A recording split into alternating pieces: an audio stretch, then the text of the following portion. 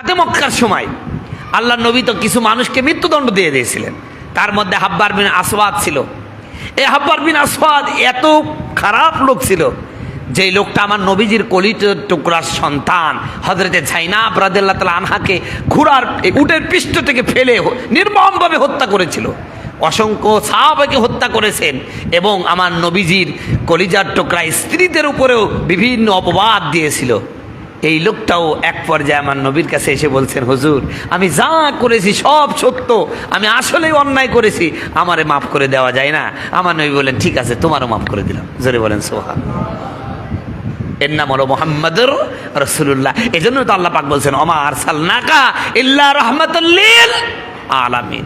সম্মানিত বন্ধুগণ, আমার ভাইয়েরা আমার, তো হচ্ছে এই আল্লাহর নবী মুহাম্মদ সাল্লাল্লাহু আলাইহি সাল্লাম, এই পৃথিবীতে ইসলাম এসেছে কিন্তু তরবারির মাধ্যমে না, এসেছেন ইসলামের অনুপম আদর্শ থেকে মানুষ অনুপ্রাণিত হয়েই এই গোটা বিশ্বে ইসলাম ছড়িয়ে পড়েছে এবং পড়ছে। ইনশাআল্লাহ ইসলামের যত বিরোধিতা হবে, ইসলামের প্রসার কিন্তু কমে যাবে না, অত বাড়বে। জোরে বলেন সুবহানাল্লাহ। একসময় আমেরিকায় মসজিদ কয়টা ছিল? আপনারা যারা সাধারণ নলেজ রাখেন, সামান্য সাধারণ জ্ঞান যারা রাখেন, আপনারা জানেন আজ থেকে 10 বছর আগে যেই পরিমাণ আমেরিকায় মসজিদ ছিল, তার চেয়ে আমেরিকায় মুসলমানের সংখ্যা এবং মসজিদের সংখ্যা বাড়ছে না কমছে? এবং কোনো